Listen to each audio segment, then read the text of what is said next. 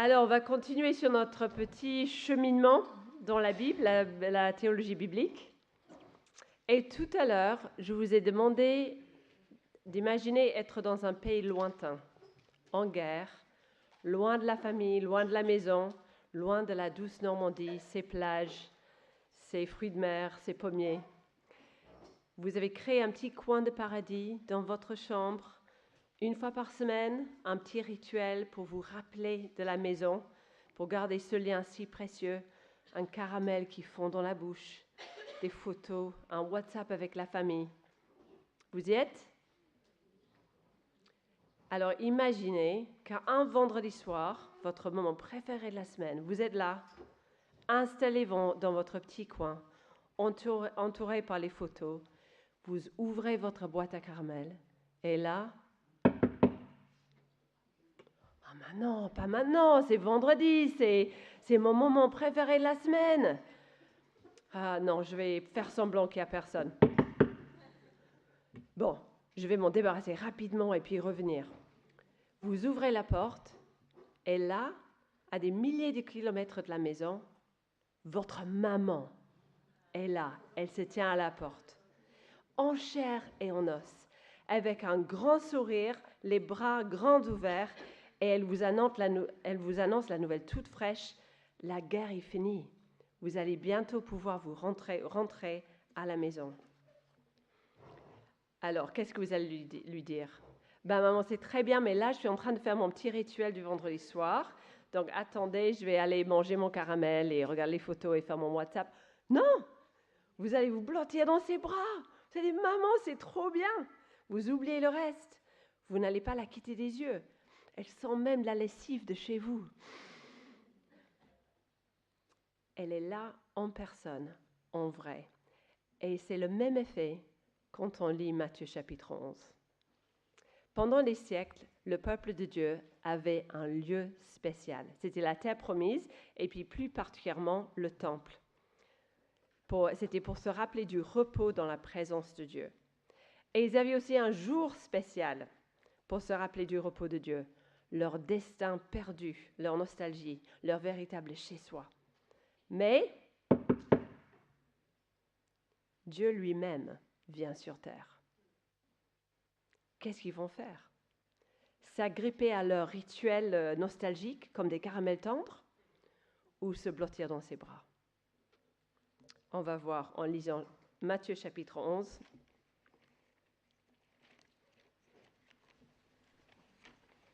Et je vais lire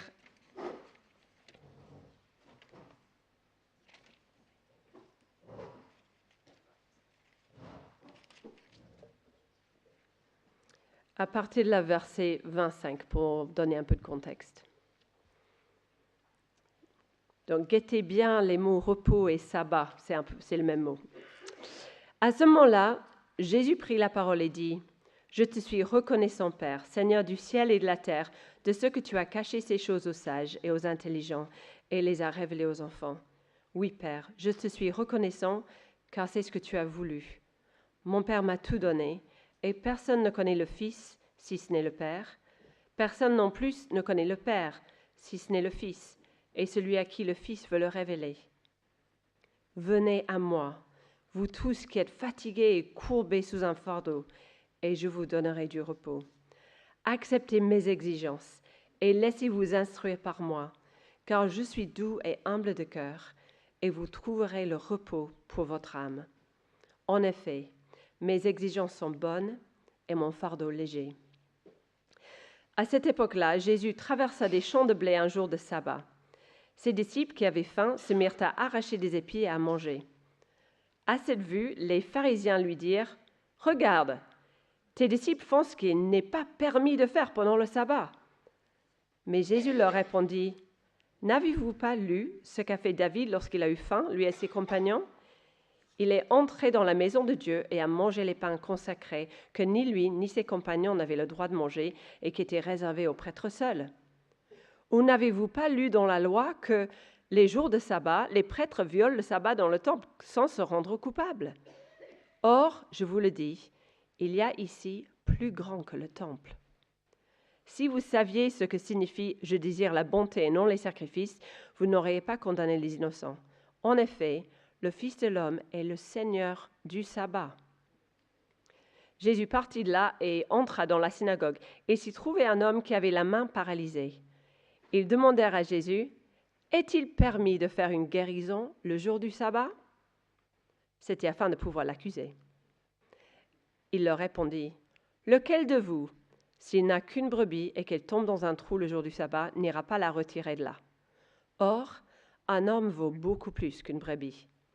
Il est donc permis de faire du bien les jours du sabbat. » Alors il dit à l'homme, « Tends ta main. » Il la tendit et elle devint saine.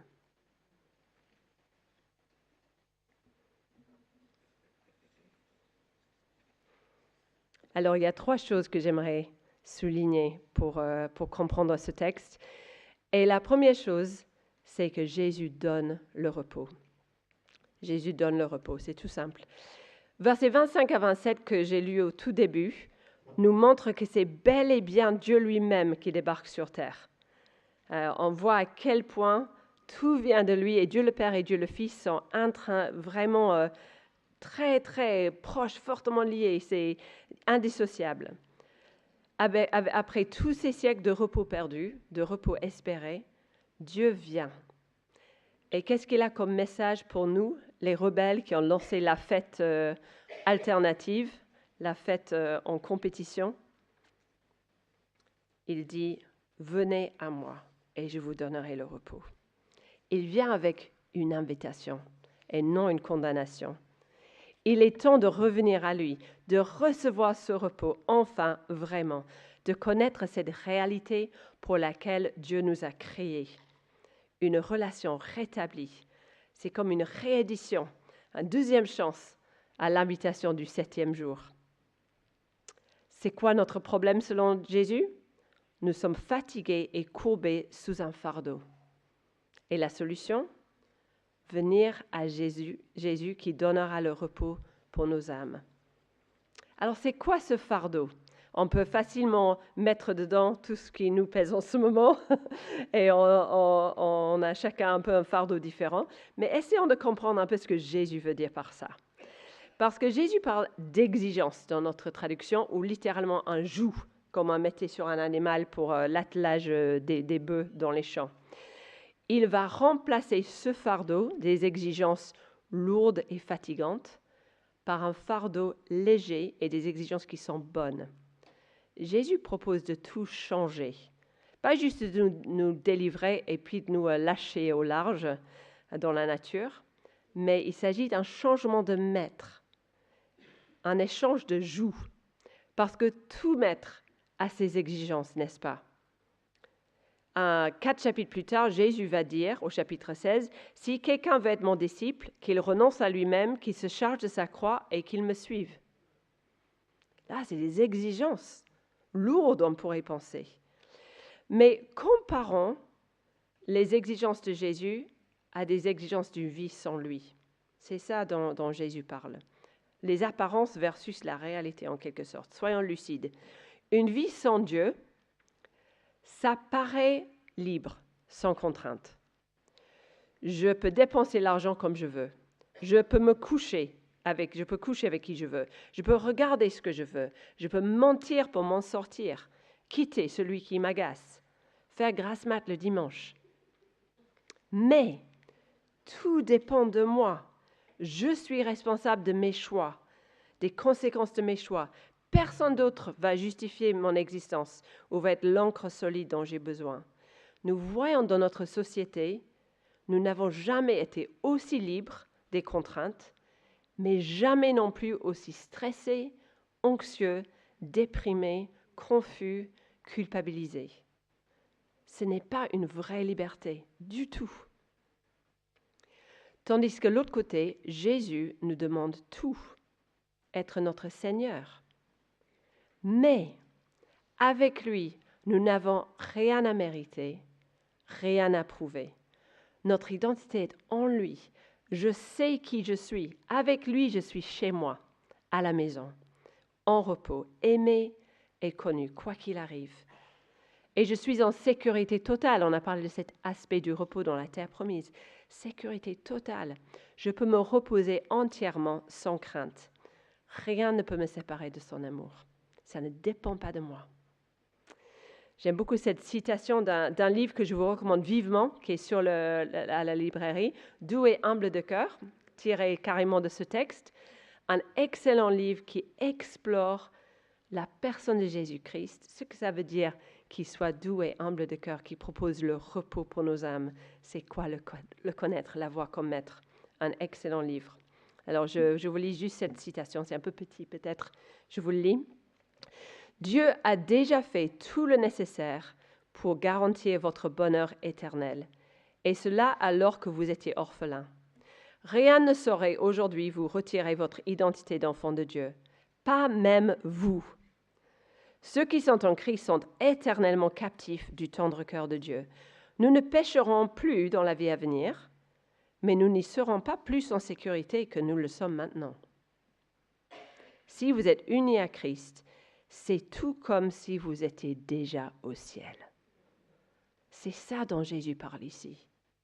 Ce repos qui est de savoir que tout est fait, tout est réglé, c'est tout comme si vous étiez déjà au ciel. Là, on ne péchera plus, mais notre sécurité est tout autant maintenant que ce sera ce jour-là. Le vrai repos, ce n'est pas être dans un transat à ne rien faire. On sait très bien qu'on peut être sur une plage privée, cocktail à la main, et être profondément malheureux, stressé et pas du tout reposé.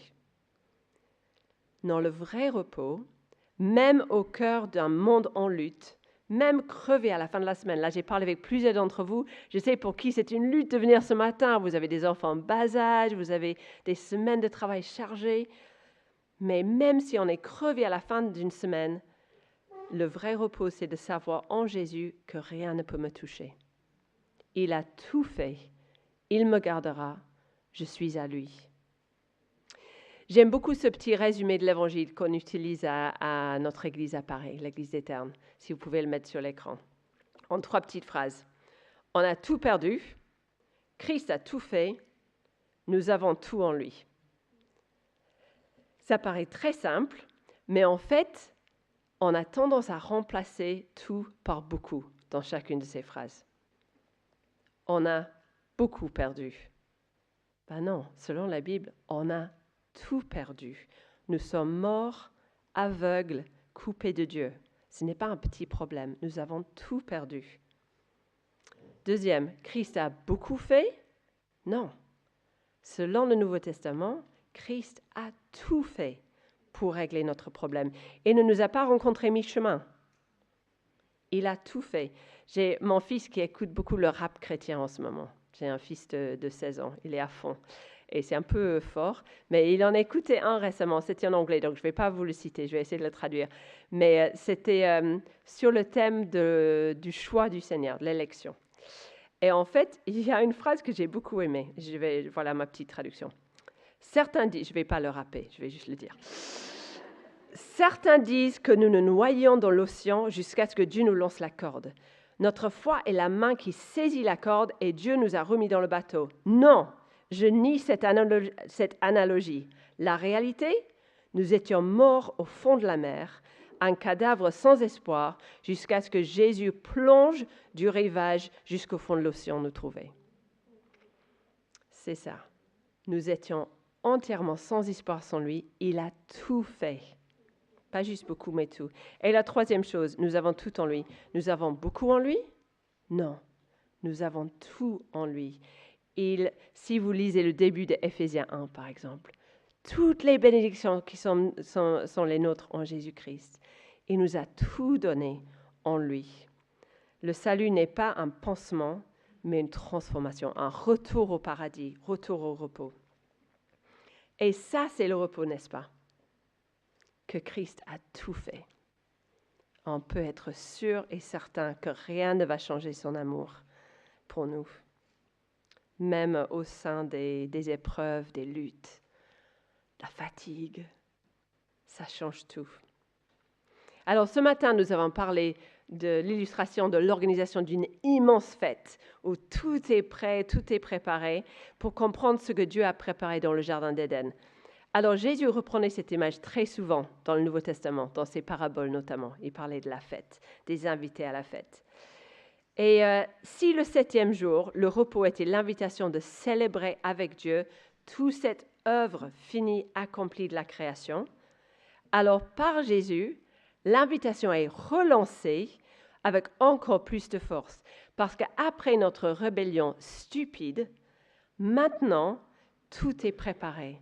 Jésus a tout fait.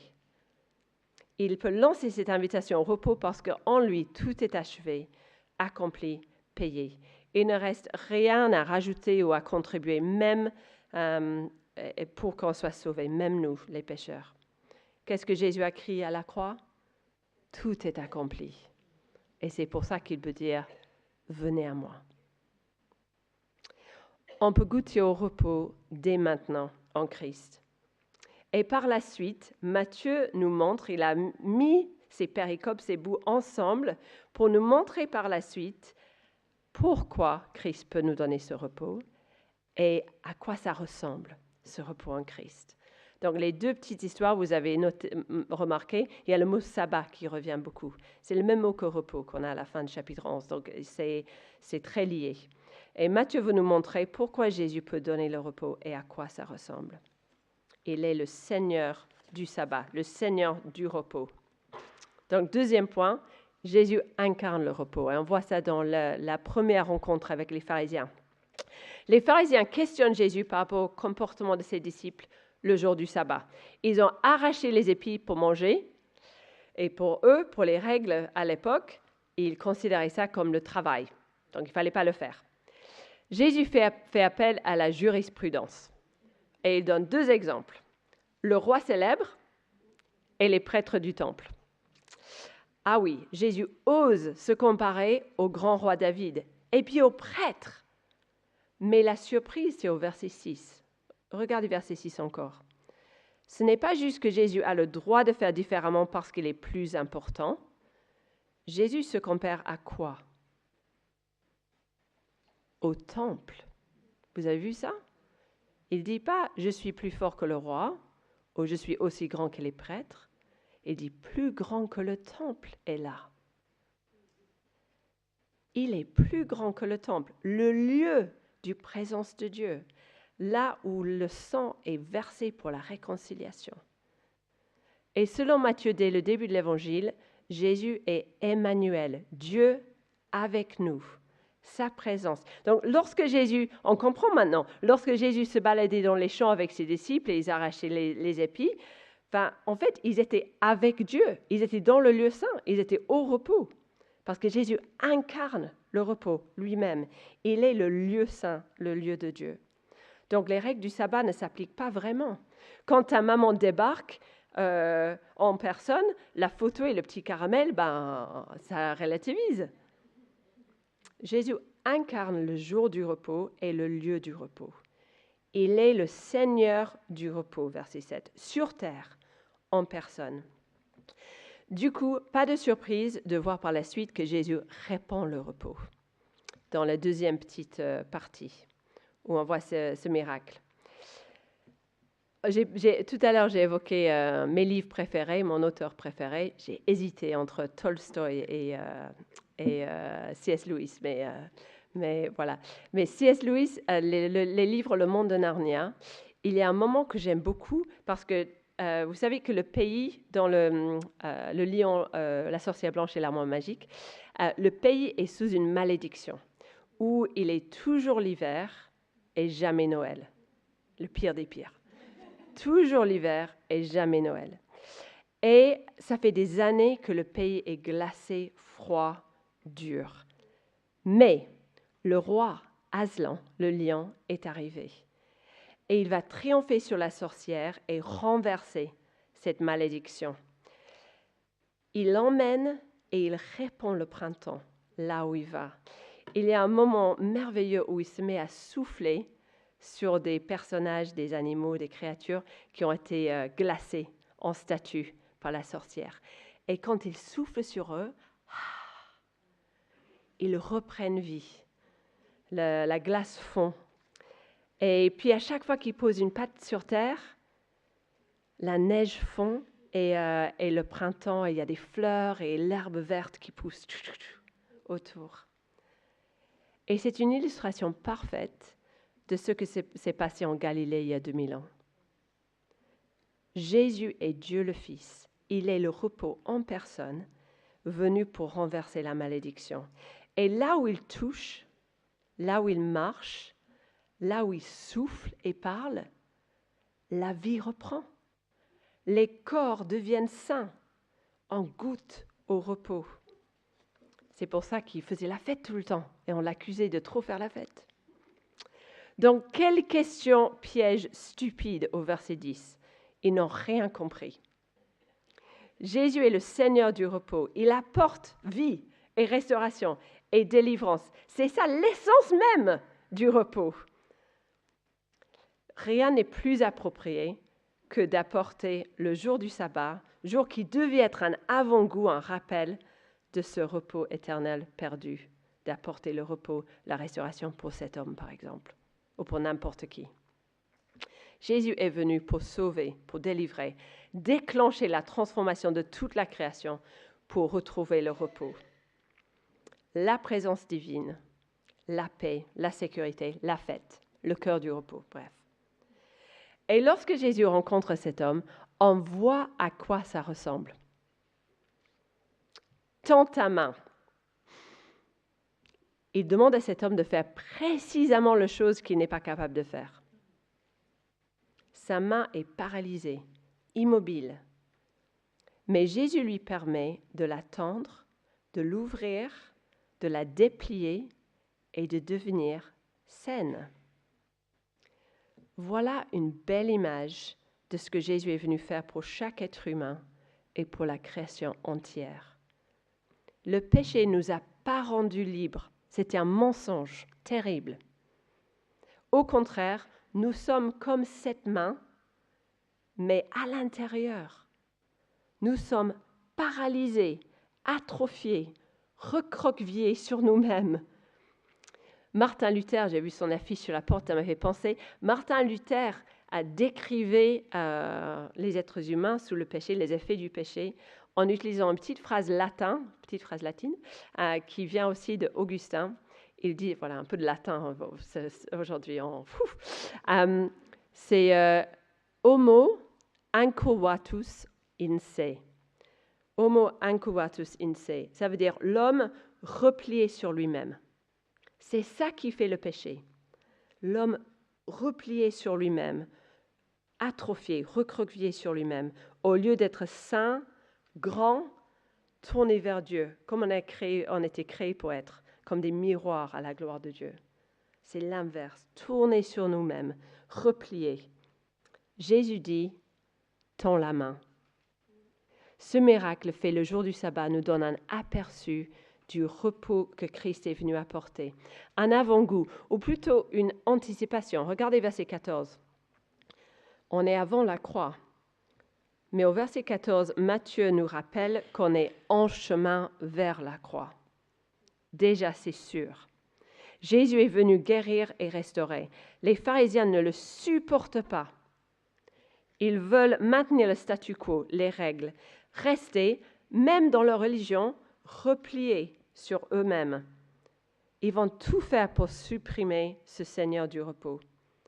Mais en le tuant, sans le savoir, ils vont accomplir le plan incroyable de Dieu.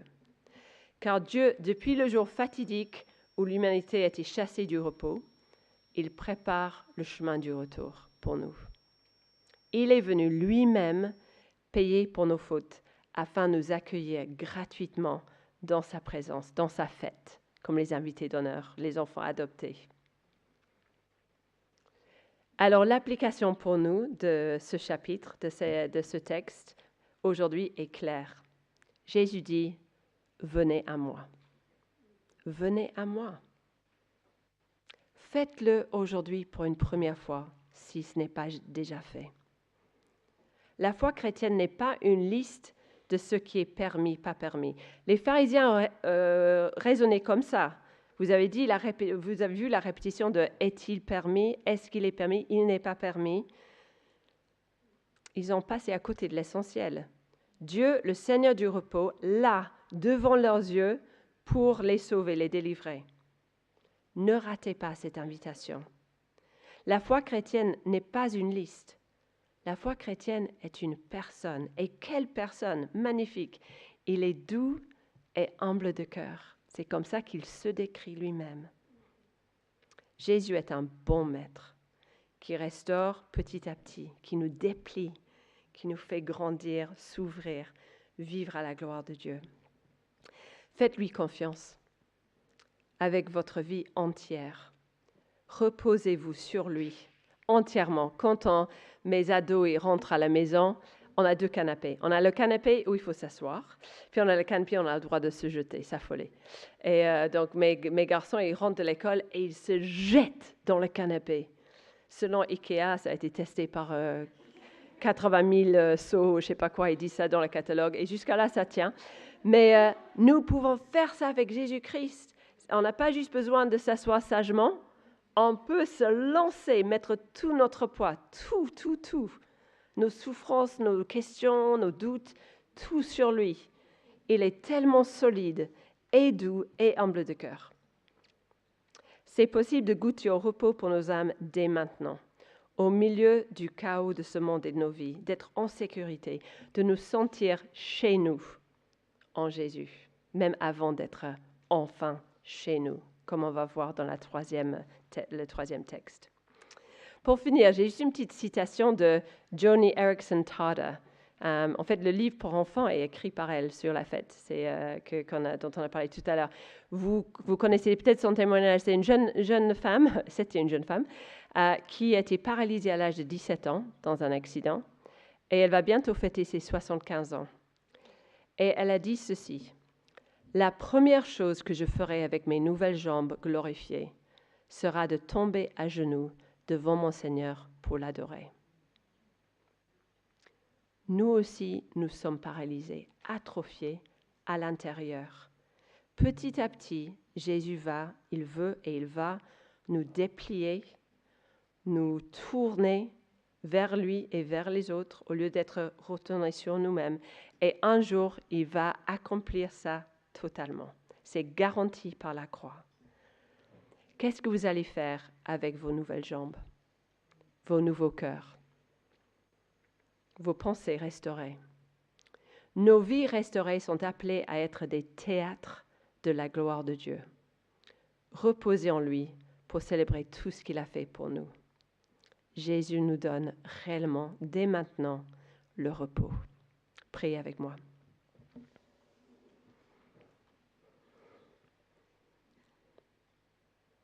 Seigneur, comment te remercier pour tout ce que tu as fait pour nous.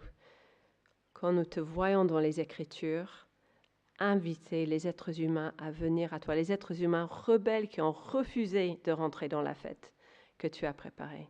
Mais tu viens nous inviter, nous donner une seconde chance de venir déposer nos fardeaux, prendre ton joug sur nous. Et tu es un bon maître, doux et humble de cœur. Seigneur, aide-nous. Nous avons des réticences, des mensonges, juste la réticence aussi d'un cœur pécheur qui nous empêche de vraiment courir dans tes bras et nous affoler sur, vraiment nous reposer, nous poser tout notre poids sur toi. Mais Seigneur, aide-nous à voir que nous pouvons le faire parce que on a tout perdu, tu as tout fait et nous avons tout en toi.